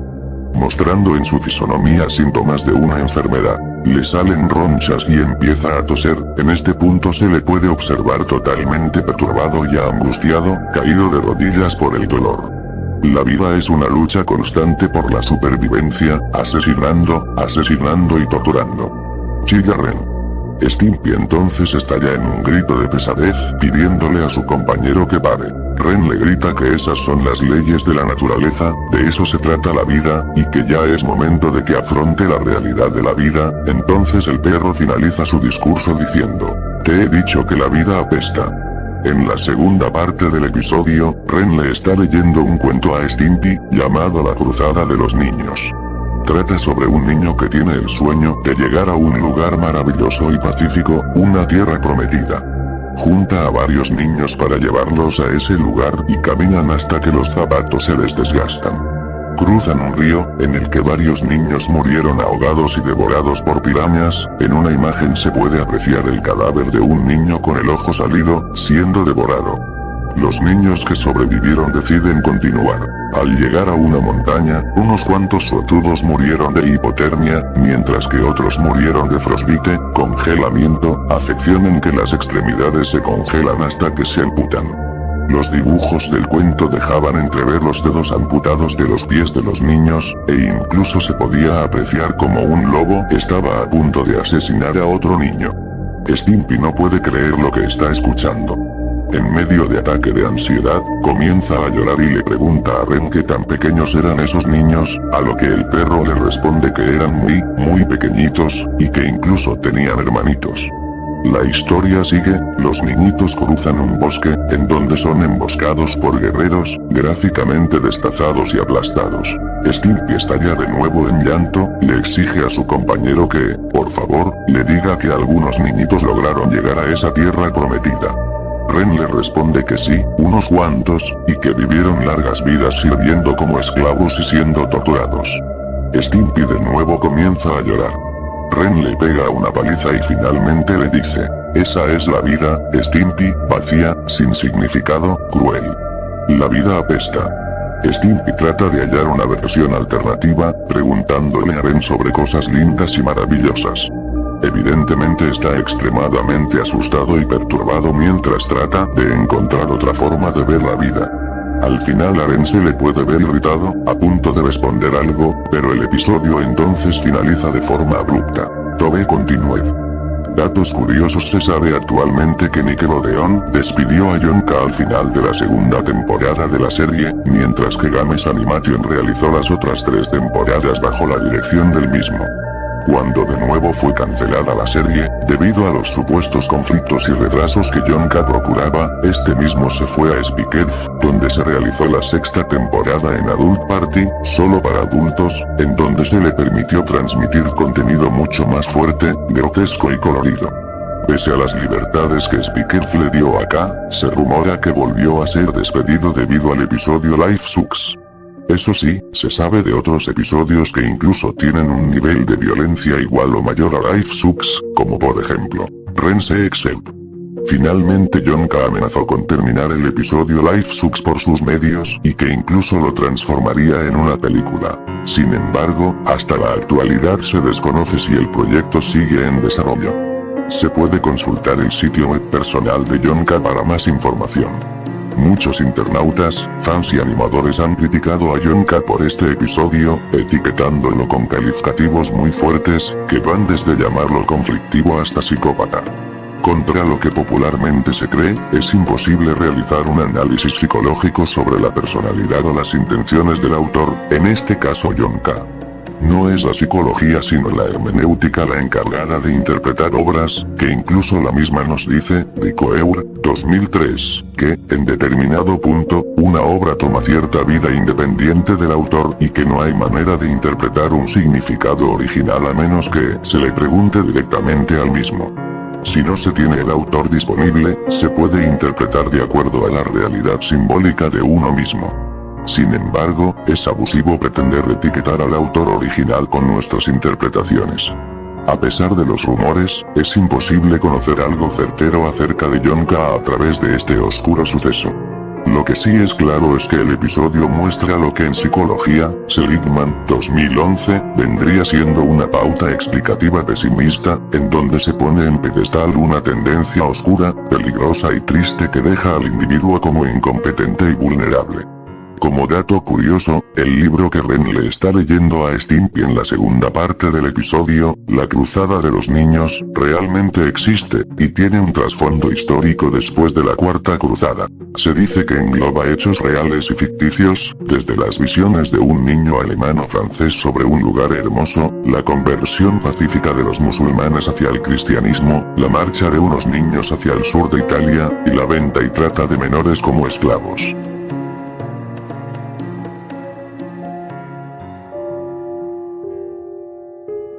Homero lleva 22 años en coma. Según esta teoría, publicada en Reddit, desde la 4ª temporada todos los episodios de Los Simpson se desarrollan en la mente de Homero, que lleva en coma desde el capítulo A esto hemos llegado. El fan de la serie encontró la primera pista para su teoría en el 3er episodio de la 4ª temporada, Homero, el hereje. En él, Homero mantiene una conversación con Dios en la que le pregunta por el sentido de la vida. Lo descubrirás cuando mueras, le contesta Dios. A lo que Homero espeta. No puedo esperar tanto tiempo. ¿No puedes esperar 6 meses? Responde Dios. Justo 6 meses después se emitió el 18º episodio de la misma temporada, este es el resultado. Retrospectiva de Los Simpson, donde una inocentada de Bart con cierta lata de cerveza muy agitada, acaba con Homero en el hospital. Allí, tras cierto encontronazo con una máquina expendedora, entra en coma. Aunque aparentemente se recupera, tras perder el 5% del cerebro, según le cuenta Marge, la teoría afirma que eso ya forma parte de la fantasía que, desde entonces, estamos viviendo dentro de la mente de un Homero en coma. Homero llevaría en estado vegetativo desde abril de 1993 y todos los episodios posteriores de Los Simpson solo han ocurrido en su cabeza. De este modo, la teoría explica por qué Bart, Lisa y Marge no crecen y siempre se mantienen con la misma edad con la que los recuerda su padre. No obstante, el subconsciente de Homero sí registra de algún modo el paso del tiempo y por eso reactualiza algunos recuerdos para que coincidan cronológicamente con la edad que cree tener, de ahí los cambios en los flashbacks, fabricándose una juventud noventera en el episodio El Show de los 90, de la temporada 19. Aunque las edades de los personajes no cambian, en lo que sí ha habido una mutación sustancial es en el tono de las aventuras que viven, razón principal de este fan para elaborar la teoría. Resulta que la deriva más disparatada, absurda y caricaturizada de Los Simpson tuvo lugar precisamente después del episodio del coma. El autor de la teoría pone algunos ejemplos, hábilmente seleccionados, eso también, para ilustrar el cambio. Antes del coma, los personajes se enfrentaron a conflictos como Bart, haciendo trampas en su prueba de inteligencia, Homero intentando dejar la bebida, Marge planteándose una infidelidad o Lisa enamorándose de su profesor. Después del coma, Homero viajó al espacio exterior, se descubrió que el director Skinner era un impostor, el señor Burns capturó al monstruo del lago Ness, Homero trabajó para el supervillano Hank Scorpio, etc. Está claro. Lo mundano y terrenal dio paso a situaciones mucho más delirantes y abiertamente fantásticas, más propias de la imaginación personal de un Homero, fantaseando sin restricciones con diversas aventuras para él y su familia, a veces vinculadas al argumento de películas famosas y siempre sin peligros ni consecuencias reales. Otro aspecto que ayuda a despejar esta teoría es el incremento exponencial en el número de cameos de personajes famosos y celebridades de toda índole. Se trataría de incursiones del mundo real en la mente de Homero a través de las conversaciones que se produzcan en su habitación de hospital y que, como otros enfermos de coma, escuchar de forma parcial. Aunque no reaccione físicamente, su cerebro absorbe la información, ya sea una canción de Lady Gaga que suene en la radio o un partido de tenis con Pete Sampras y Andrea Agassi en la televisión, y luego la reelabora en sus fantasías.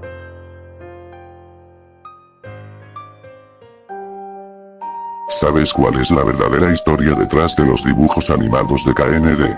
¿Los chicos del barrio?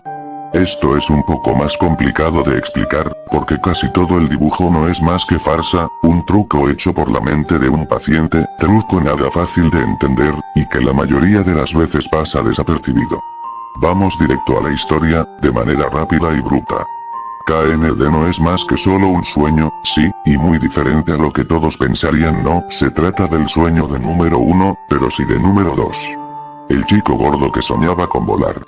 Cuando era más pequeño, Todd sufrió un accidente de tráfico junto a sus padres, gracias a que estaba sentado en el asiento de seguridad para niños en el asiento trasero del coche, se las arregló para sobrevivir. Fue llevado al hospital y esperó durante una semana a que un familiar llegara a buscarlo. Cuando la junta directiva del hospital se dio cuenta de que nadie iba a asistir, decidieron dejar la custodia del niño a un orfanato local. Los cuidadores se enteraron de su accidente, y decidieron colocarlo junto con otro niño que no tenía padres, un paciente de cáncer que dormía en la primera habitación de la sala. Todd apenas salía de su habitación, a diferencia de su compañero de cuarto que siempre jugaba afuera, el pasatiempo de Todd era ver cómo se divertía su colega. Fue entonces cuando Todd puso la vista más allá de su compañero de habitación, vio a sus espaldas un árbol muy viejo con una caja en la parte superior, algo que se asemejaba a una casa del árbol. El interés se fue apoderando cada vez más del instinto de Todd, hasta que decidió abandonar el dormitorio e ir al encuentro con la casa del árbol. Gordo, fue lo primero que oyó tan pronto como salió del dormitorio, era el chico matón del orfanato. Simplemente lo ignoró y siguió caminando, acercándose a la casa del árbol, sin mirar por dónde caminaba. De esa forma fue que chocó con una niña negra, que parecía ponerse nerviosa luego de no poder parar al pequeño. Llegó muy cerca del tronco y miró hacia arriba para deslumbrarse con la casa del árbol. Cuando puso el primer pie en el estribo para subir, una niña con una chaqueta verde le habló en voz baja, casi como si no quisiera ser escuchado. Es mejor que no supas. Se detuvo, como si hubiera oído, cuando parecía que iba a preguntarle por qué había dicho tal cosa, simplemente se dio la vuelta y volvió a subir. Las gradas de madera estaban todas rotas, los clavos que fijaban las tablas sueltas al tronco del árbol, estaban todos oxidados. A medida que suba, se dio cuenta de que no parecía muy seguro, pero pensó que valdría la pena cuando llegara al final. Y así fue, al menos para él, como siempre había querido volar, se sentía bien en la cima del árbol. Toda la estructura interna era precaria, faltaba madera tanto en el suelo como en el techo, y en realidad solo tenía 2 paredes. La acumulación de suciedad en la cima, daba la impresión de que nadie había estado ahí desde hacía un buen tiempo. Se sentía tan bien allí que se apoyó sobre una de las paredes y se durmió. En poco tiempo, la estructura se vino abajo, número 2 cayó de cabeza al suelo y toda la madera que formaba parte de la casa del árbol caería sobre él. El impacto fue tan grande que sumió en el caos al orfanato. Los niños gritaban y corrían en todas las direcciones, los cuidadores llamaron a los paramédicos y esperaban para saber si el niño estaba bien. Después de un diagnóstico, se encontró que número 2 había entrado en un estado de coma, y como no tenía familia y el orfanato era un lugar humilde, el hospital pensó que la mejor opción era desconectarlo, ya que no podían hacerse cargo del pequeño. Número 2 murió en sus sueños que lo retrataban como él quería vivir, solo quería hacer amigos y jugar en la casa del árbol.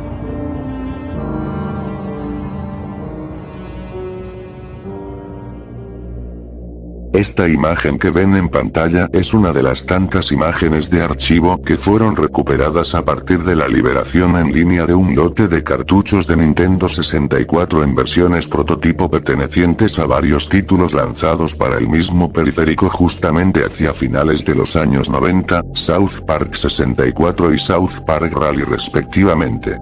Desconozco si South Park Chef S. Luz Shack haya llegado a contener en algún punto de su desarrollo este archivo, pero eso ya es arena de otro costado. El caso aquí es que se encontró esta imagen peculiar dentro de uno de esos prototipos en fases tempranas de desarrollo y nadie sabe con exactitud qué es, quién lo hizo, por qué razones y, sobre todo, cuál iba a ser su función principal dentro de los juegos antes mencionados.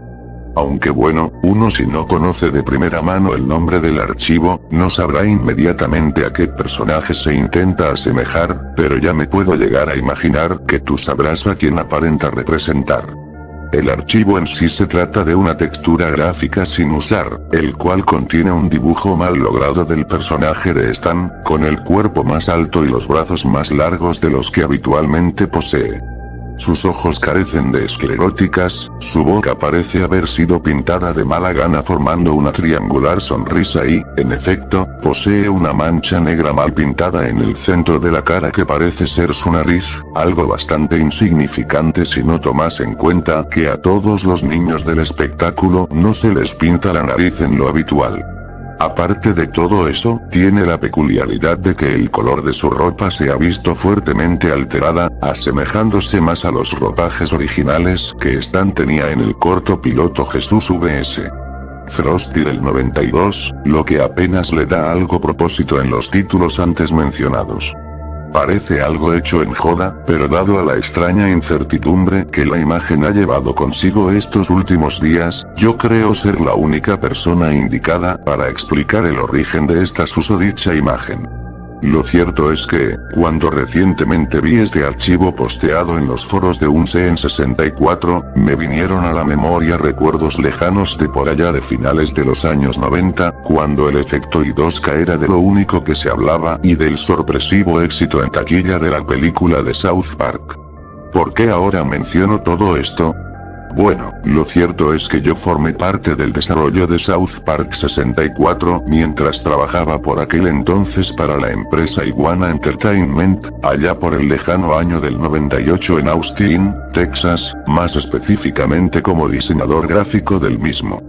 Debo de admitir que el título salió como salió gracias a las constantes presiones que Acclaim por aquel entonces arremetía a sus trabajadores para que sacaran el juego justo a tiempo para Navidades, lo que se derivó en insanas horas a contrarreloj para muchos de nosotros, lo que consecuentemente llevó a que el juego tenga esos niveles lineales y aburridos, y críticas generalmente desfavorables hacia él, incluso para Trey Parker y Matt Stone.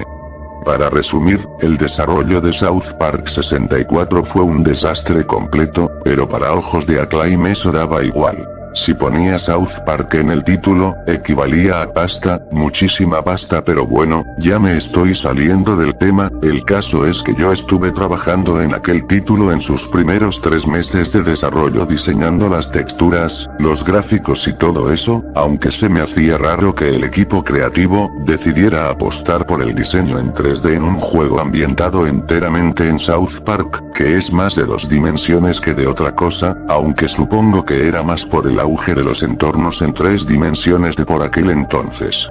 Si ya empiezan a intuir que dejé mi puesto debido a esas carreras contrarreloj, les aclaro que no fue precisamente por aquello, aunque el trato hacia mí y hacia los demás integrantes del equipo de desarrollo no fuera el mejor del que esperaba tener.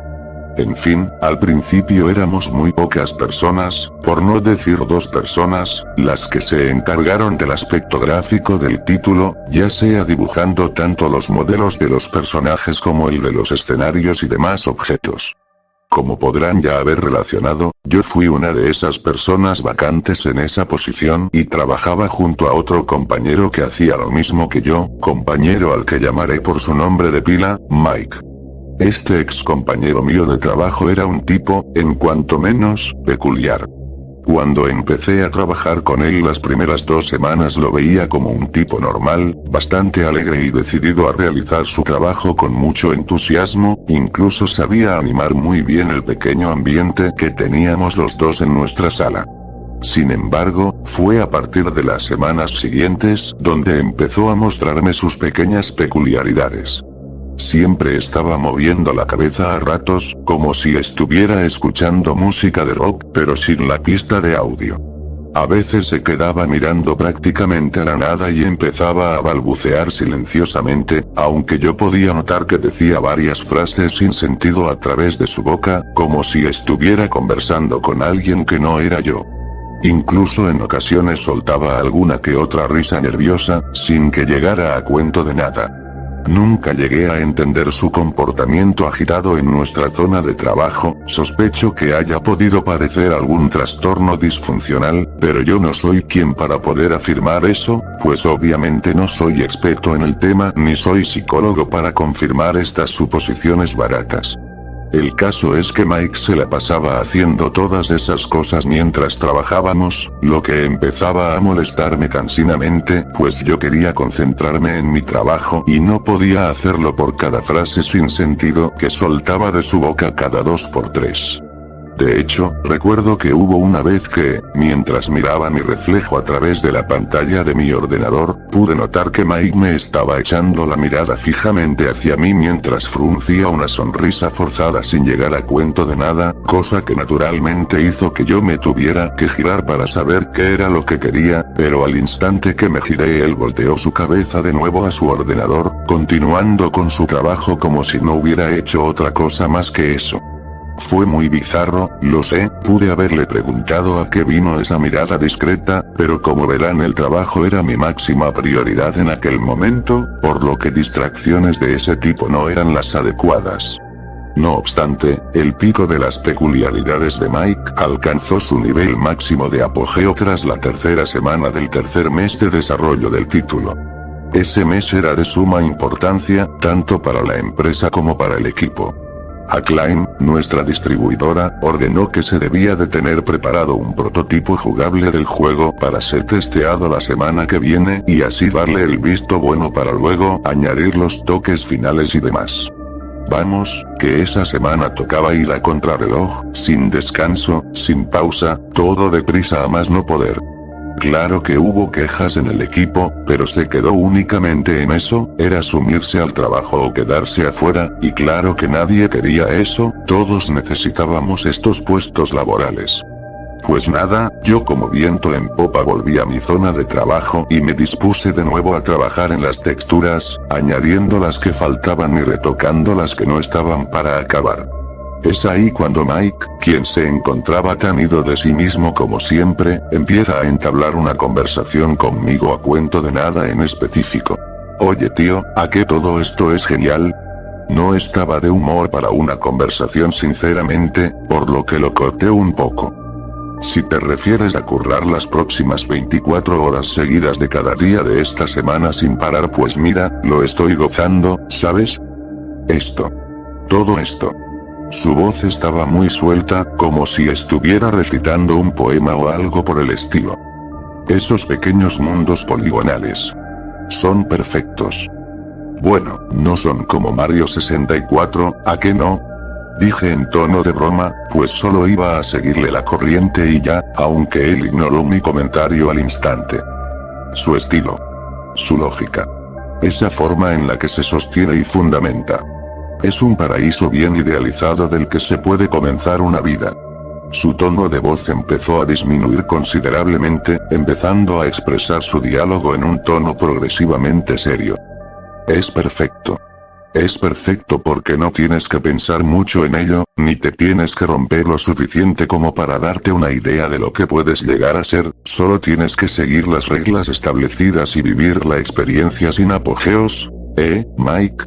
Esta conversación estaba empezando a tornarse bien bizarra para mí, por lo que intenté intervenir en su monólogo imaginativo.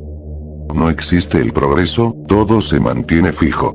Puedes avanzar más y llegar hasta el final, pero eventualmente podrás regresar y repetir todo como si no hubiera ocurrido nada anteriormente, Mike. Pero claro, solo existe una única diferencia cuando lo quieras repetir, y es que esa vez sí sabrás lo que va a pasar al progresar capa por capa, pieza por pieza, tío. Te puedes anticipar a todo lo que te vendrá por encima y responder antes de que te puedan hacer el mayor daño posible.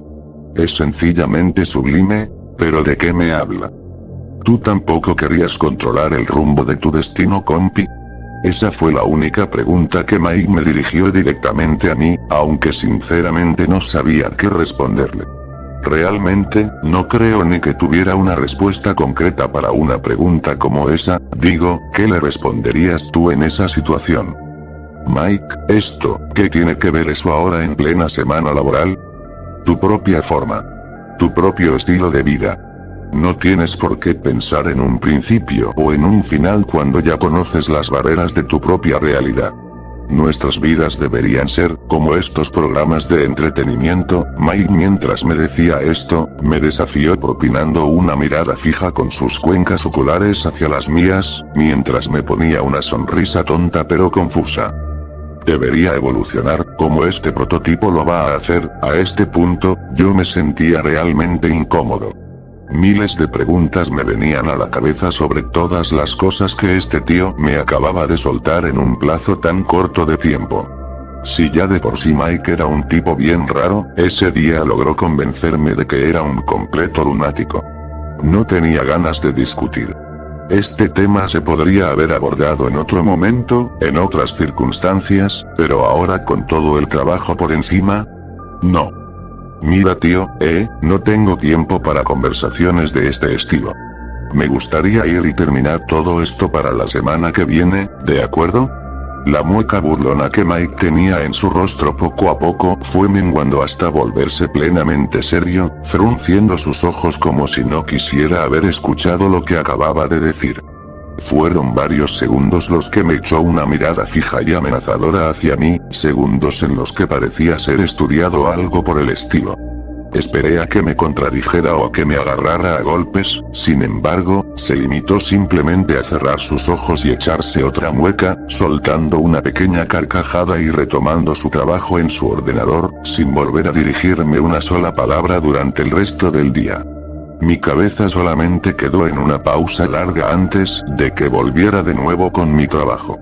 Por mucho que ahora quisiera concentrarme en lo mío, esa conversación había logrado sacarme fuera de mi círculo interior de relativa paz. ¿A qué demonios ha venido eso? Era lo único en lo que podía pensar, mas no conseguía llegar a una respuesta lógica a su comportamiento que no fuera fatiga laboral. Ahora que lo pienso, no creo ni que hubiera dormido en semanas, pues los siguientes días previos a la presentación del prototipo Mike no salió de su zona de trabajo en lo más mínimo. No, en serio, después de aquella charla, Mike solo se quedaba trabajando más de lo permitido dentro de esa oficina compartida, de la mañana a la noche, sin salir de su mesa ni para comer ni para ir al baño. Dudo mucho si lo dejó en algún momento para al menos dormir. Tecleaba con fuerza usando una velocidad casi inhumana con sus torpes dedos, mientras se relamía los labios de pura satisfacción, a su vez que sus ojos inyectados en sangre no se despegaban de la pantalla ni en un solo momento, ni tan siquiera para descansar la vista. Ya para ese sábado su falta de aseo se hizo notar tanto por mí como por todos los trabajadores cercanos a él, pues una mezcla rara y olorosa de sudor y queso mugriento era lo que emanaba de su cansado cuerpo, además de llevar una cara de agotamiento, pero de felicidad en todo ese tiempo. Yo intenté entenderle, ¿saben? Yo intenté de todas las formas que se me ocurrían por aquel entonces saber por qué me había contado todo eso, además de hacerle saber que yo podía acabar el trabajo por él si así quería, al menos para que él pudiera descansar, pues de verdad que se notaba que lo necesitaba. No obstante, Mike se rehusó en cada instante que tuvo en dirigirme la palabra, cada vez que yo le entregaba mi ayuda o él no me decía nada, o simplemente me decía: oye, igual podrías, pero ahora ni es el momento, hay trabajo por hacer, el negocio debe prosperar. Mike simplemente estaba bien enfrascado en el trabajo. Mucho, yo diría que demasiado. Era como si él prácticamente se hubiera aislado del mundo entero para enfrascar todas sus cualidades en lo que sea que estuviera haciendo en su zona de trabajo. Ese día sinceramente me rendí. Ya está. No iba a molestarlo en su trabajo y estaba más que claro que él no iba a volver a decirme la mierda que me contó la otra vez, además de que tampoco podía permitirme perder más tiempo, tenía un empleo que ejercer, y si Mike mandaba mis preocupaciones al borde del arco del triunfo, ¿por qué tendría que seguir preocupándome por él? De verdad, no fue para nada más a partir de aquí, claro, hasta que llegó el día de presentar el prototipo jugable a los directores de Acclaim. Uf, ese día. Lo recuerdo como si fuera ayer. Antes de la presentación, Jeff Everett, uno de los gerentes del proyecto, me pidió que fuera a por el cartucho prototipo, pues ellos no fueron los últimos en haberlo usado. Yo estuve buscando por todas las oficinas de la empresa en busca de aquel prototipo, pero no lo podía hallar, cosa que me frustraba bastante. Sin embargo, recordé una cosa. Mike, él siempre era el último en salir del trabajo, por lo que debió de haber trabajado con el cartucho prototipo la última vez. No me lo pensé más y me dirigí a mi zona de trabajo. Al entrar, vi de antemano el ordenador de Mike encendido, con el cartucho prototipo conectado a él, y pegado en la pantalla de este había una nota dirigida hacia mí, pues mi nombre estaba puesto en ella. Esto era lo que había puesto en la nota. Hola Jack, lamento todo lo que haya podido pasar a lo largo de estos estresantes días, el trabajo siempre ha sido mi principal preocupación y honestamente no quería decepcionar a nadie. En cualquier caso, si estás leyendo esto, será que simplemente me habrán mandado a descansar este día, por lo que no voy a poder estar en la presentación del prototipo. Hablando del cartucho prototipo, no te preocupes, se encuentra aquí en mi oficina, mientras ultimaba los detalles de este. Sin embargo, te voy a pedir un favor. Hay un último archivo que necesita ser introducido al cartucho y me gustaría que lo introdujeras tú por mí. Es una última textura, pero es necesaria. La puedes encontrar dentro de la carpeta de textura en mi escritorio. No te preocupes, es el único archivo que contiene la carpeta, por lo que lo hallarás muy fácilmente. Gracias y nos veremos muy pronto, combi. Un saludo Mike. Vale, eso sí que era bien raro y fácilmente podía haber preguntado por su ausencia, pero querían el prototipo lo antes posible, por lo que honestamente hice lo que había puesto en la nota. Hice clic en la carpeta textura del ordenador y ahí lo encontré. Era un archivo de imagen, con el nombre de esta noma PNG respectivamente. Solo por curiosidad, decidí abrir la imagen para ver qué clase de textura era. Creo que llegarán a entender que la imagen que salió es la que da portada a este relato. No hace falta decir que tuve mis dudas si meter esta cosa o no, pues era un dibujo demasiado feo del personaje de Stan, y que yo recuerde yo era quien se encargaba de las texturas de ese personaje.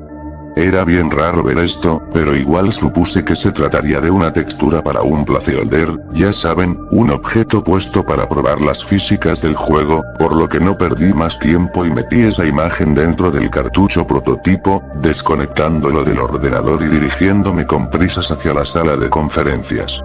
Allí estábamos todos, incluyendo a los directores de la empresa, presentando el estilo que tendría el título, los enemigos a enfrentar y los mapas. Cabe señalar que solo era un prototipo preparado únicamente para mostrar la jugabilidad, por lo que ni las cinemáticas ni las voces originales estuvieron presentes. Lo único que puedo señalar es que en ese punto del desarrollo los personajes utilizaban pistolas láser en vez de las bolitas de nieve del juego final, además de que varias voces las hicimos nosotros para la prueba. La pantalla de selección de personajes era muy básica pero funcional, con la posibilidad de jugar como Kenny, Cartman, Kyle o Stan respectivamente. Todo iba perfecto. La presentación se mostró bastante aceptable para los directores de la compañía y pronto estábamos por darle el visto bueno para poder así pasar a la siguiente fase del desarrollo hasta que ocurrió un error que hasta el día de hoy no me explico cómo pudo haberse manifestado de esa forma tan, en cuanto menos, errática. Si mal no recuerdo, el controlador estaba jugando como Kyle en un nivel creado para específicamente probar las físicas del juego. Él mismo estaba por encontrar a Stan y tocarlo para poder integrarlo a su equipo, tal y como en el juego normal ocurre. Sin embargo, es al encontrarlo donde empezó lo raro. El modelo de Stan, que se supone que debería llevar sus texturas correspondientes, llevaba puesta únicamente la textura de la imagen de archivo Stanoma PNG en todo su modelo. Esto fue demasiado raro, pues juro que antes de la presentación las texturas de Stan eran las de su ropa habitual, no llegaba a comprender cómo esa imagen había logrado reemplazar todas las texturas del modelo. No obstante, muchos al principio lo dejamos pasar, pues no suponía un problema tan grave para la presentación.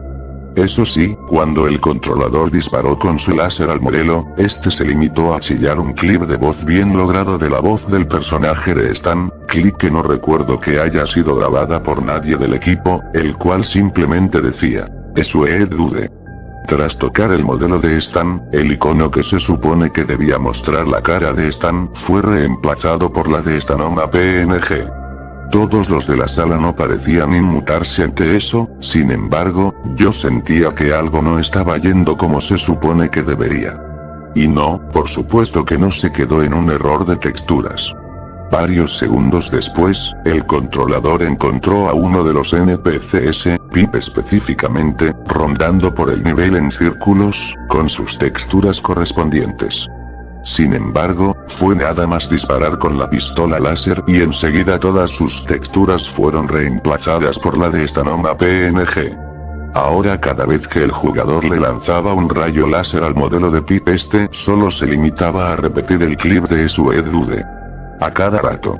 Aquí fue donde empezamos a dudar sobre el propósito de esta textura, sin embargo, nuestros oídos fueron golpeados por una ola de pollos rabiosos, más o menos de 5, infectados también por esta textura y también repetían ese mismo clip de voz molesto. Afortunadamente el controlador pudo acabar con ellos fácilmente, aunque eso no detuvo lo que estaba por suceder. Antes de que nos diéramos cuenta, el mapa se empezó a llenar de muchos NPCs y enemigos al azar, todos con sus texturas reemplazadas por esta dichosa imagen, a su vez que incluso las texturas del cielo, el suelo e incluso los de la interfaz y los de la pistola fueron completamente sustituidas por la de Stanoma PNG. Si vosotros sabéis un poco de programación, sabrán que al haber tantos objetos en una misma zona puede hacer que el juego empiece a andar lento, llegando incluso a laguearse si la carga de objetos es mayor a la que puede soportar el sistema. Pues eso exactamente fue lo que pasó, con la diferencia de que ese clip de sonido se repitió en bucle tantas y tantas veces que en verdad empezaba a taladrar los tímpanos de los presentes en la sala. No fue sino hasta que uno de los directores pidió que apagaran la maldita cosa, pues el prototipo se estaba saliendo de control. Sin más, yo mismo fui quien intentó quitar aquel cartucho prototipo de la placa base de la Nintendo 64, cosa que resultaba sorpresivamente difícil, pues era como si el cartucho se hubiera pegado a la consola. No fue sino hasta que quité el cartucho cuando un sonido como el de una licuadora tronó de la consola, al instante de que, en un mísero segundo, la imagen de esta Noma PNG rellenó todo el televisor antes de apagarse junto a la consola. Todavía recuerdo sentir el cartucho ardiendo sobre mis manos. Pronto nos dimos cuenta de que la Nintendo 64 que utilizamos para la prueba quedó hecha chatarra debido a un excesivo sobrecalentamiento sobre la placa base del sistema. Después de aquella desastrosa presentación, el cual sorpresivamente los de Acclaim les dieron el visto bueno, no sin antes advertirnos de arreglar ese bug lo antes posible, el director y varios programadores decidieron ver el contenido del cartucho para así poder arreglar y encontrar el causante de ese error fatal.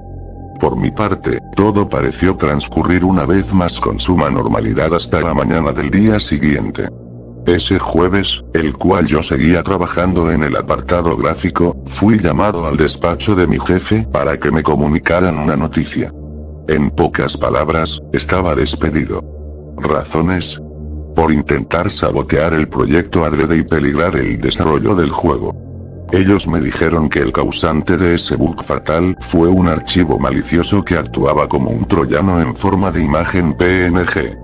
Imagínense mi cara de póker al descubrir que ese archivo era precisamente el archivo que Mike precisamente me había rogado que incluyera en el prototipo, ya saben cuál, el de esta Noma PNG. Como esperarán, no me hice callar de más y les aseguré que el responsable de esa calvaire no fue mío sino de Mike, hasta les mostré la nota que él escribió para corroborar mi desconocimiento sobre las propiedades maliciosas del archivo. No obstante, me dijeron que en ningún momento mandaron a Mike a tomar un descanso y que lo más probable es que me lo estaba inventando todo para salir impune del caso. Esto simplemente me confundió aún más, y antes de que pudiera decir cualquier otra cosa, fui despedido y echado a la calle ese mismo día, desacreditando todo el trabajo que había hecho en el susodicho juego. Luego me enteré de que tanto Mike como yo habíamos sido reemplazados por 4 diseñadores gráficos con mejor experiencia que nosotros, lo que claramente me mosqueó a más no poder.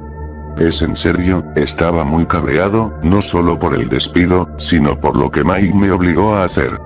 Yo había confiado en él y, así como así, logró que me despidieran, por lo que no me iba a quedar con los brazos cruzados. Recordé que, la primera vez que nos conocimos, él me entregó su número de teléfono y la dirección de su piso por si alguna vez necesitábamos intercambiar material de trabajo u otras cosas. No me lo pensé 2 veces. Estuviera como estuviera, él tenía que darme una buena explicación por haberme perjudicado la vida, así que de primeras lo llamé. Sin respuesta. Lo intenté llamar varias veces más, pero sin éxito alguno. Entonces me decidí por ir a su casa para hablar con él en persona. Llegué a la dirección de su piso y llamé a su puerta. No hubo respuesta. Volví a llamarlo, pero nadie abrió la puerta de aquel piso. Entonces decidí volver a intentarlo al día siguiente. Luego el día siguiente se transformó en más días seguidos. Luego semanas. Después meses. Eventualmente me rendí tras conseguir un nuevo trabajo en otra empresa de videojuegos. Al año siguiente, aquel piso quedó en venta y luego de que el casero del apartamento me confirmara que ese tal Mike no volvió nunca más a pisar aquel piso, como si se hubiera fugado de la ciudad para no volver jamás. Eso marcó definitivamente mi búsqueda. Mike simplemente se había ido. Y estaba más que claro que volver no iba a volver, por lo que me olvidé de él por un buen tiempo. Claro, eso hubiera seguido siendo así si no me hubiera topado con esta imagen de nuevo. Una textura gráfica abandonada que afecta por completo el comportamiento del juego una vez es introducido en el código de este, como si de una anomalía se tratase. Me sorprende que no lo hayan eliminado de los cartuchos prototipo si tan malicioso era este archivo, pero a estas alturas de mi vida no me importa lo suficiente. Ahora bien, me quieran creer o no, me sentí tan nostálgico al ver de nuevo esta imagen que decidí mandarla junto a un mensaje de mi parte a antiguos compañeros míos de Iguana Entertainment, que a pesar de los años todavía conservaba sus correos electrónicos. Básicamente les mandé el archivo preguntándoles si ellos recordaban a mi ex compañero de nombre de pila Mike, ese trabajador peculiar que de la noche a la mañana se esfumó para no volver a ser visto por nadie nunca más. No esperaba nada en específico, más bien una respuesta tonta y graciosa sobre lo mal que la pasamos desarrollando aquel título. Sin embargo, las respuestas que recibí no reflejaron nada de eso. Mis antiguos compañeros solo me dijeron que era una bonita foto de Mike, bastante feliz, y que sí recordaban a aquel antiguo compañero de trabajo mío por su falta de aseo y por su naturaleza extravagante. No obstante, nunca mencionaron estar viendo un dibujo raro del personaje de Stan, lo que me desconcertó bastante en aquel momento. Esto no se supone que es el archivo de una foto de mi ex compañero de trabajo Mike. Se supone que el archivo es una textura gráfica sin usar de un dibujo mal hecho del personaje de Stan, que afectó en mayor medida a las texturas de los modelos una vez fue introducido y ejecutado dentro de un cartucho de South Park 64. Claro, esto fue así hasta que decidí meterle brillo a la imagen, el rostro de Mike. No he vuelto a tocar esa mierda desde entonces,